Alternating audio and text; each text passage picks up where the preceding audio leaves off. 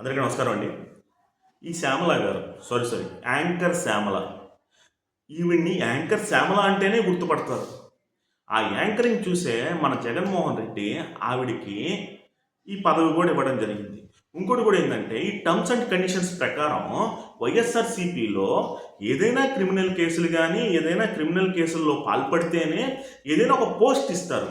అదేవిధంగా మన Shyamala cricket బెట్టింగ్లో promotions చేసింది.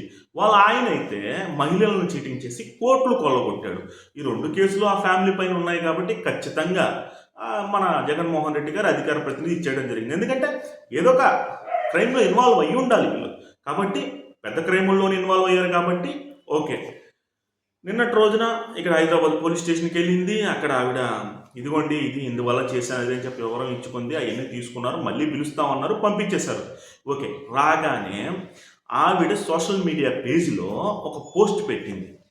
చంద్రబాబు నాయుడు గారు మీరు ముస్లింల ద్రోహి అది ఇది అంటే, చంద్రబాబు నాయుడు ముస్లింల ద్రోహి రా వచ్చి చూడు.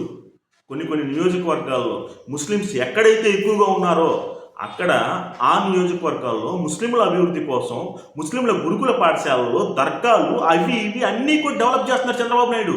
ఎక్కడో హైదరాబాద్లో కూర్చుని పావలాకి ₹10 యాంకరింగ్ చేసుకుంటా క్రికెట్ బెట్టింగ్లో ప్రమోషన్ చేసుకుంటా నీకేం తెలుసు చంద్రబాబు నాయుడు గురించి? తెలియదు.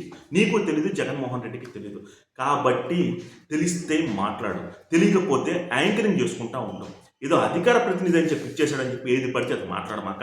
నీ దయ వల్ల నీ తొక్కలో బెట్టింగ్ యాప్లో ప్రమోషన్ వల్ల ఎంతోమంది చనిపోయారు. దానికి సమాధానం చెప్పు ఫస్ట్. నిన్నైతే తెలంగాణ పోలీసులు అయితే వదలరు, ఆంధ్రాలో కూడా నీ పైన కేసులు పెడుతున్నారు. కాబట్టి ఒళ్ళు దగ్గర పెట్టుకుని మాట్లాడు. చంద్రబాబు నాయుడు లాంటి విజనరీ లీడర్ నువ్వు ఇన్ని మాట్లాడుతున్నావే, అసలు నీ పక్కన ఉన్న జగన్మోహన్ రెడ్డి గురించి ఒకసారి అక్కడ బుక్కు తిరిగేసి చూడు ఎన్ని బొక్కలు ఉంటాయి అని చెప్పి. చంద్రబాబు నాయుడు ఏదైనా చెయ్యాలి, ఈ ఆంధ్రప్రదేశ్కి అభివృద్ధి జరగాలి అంటే అటువంటి నాయకుడు, ఆ నాయకుడి తర్వాత లోకేష్ గారు, పవన్ కళ్యాణ్ గారు వీరే చేయగలుగుతారు. కాబట్టి ప్రజలందరూ వాళ్ళని నమ్మి 164 సీట్లతో గెలిపించారు. నువ్వు మళ్ళీ వైఎస్ఆర్సీపీకి ఎలక్షన్ టైంలో స్టార్ క్యాంపెయినర్ అంట. నువ్వు తప్ప ఇంకా వైఎస్ఆర్సీపీకి దిక్కు దివానం లేక నిన్ను స్టార్ క్యాంపెయినర్గా పెట్టుకున్నారు. ఒక బెట్టింగ్ యాప్స్ ప్రమోషన్ చేసి నిన్ను స్టార్ క్యాంపెయినర్గా పెట్టుకుని జగన్ ఎలక్షన్లకు వెళ్తే 11 సీట్లు రాక ఏమొస్తుంది చెప్పు? శ్యామల ఇక మీద చంద్రబాబు నాయుడు గారు కానీ, పవన్ కళ్యాణ్ కానీ, లోకేష్ కానీ ఏమైనా అంటే ఊరిపోయే ప్రసక్తే లేదు.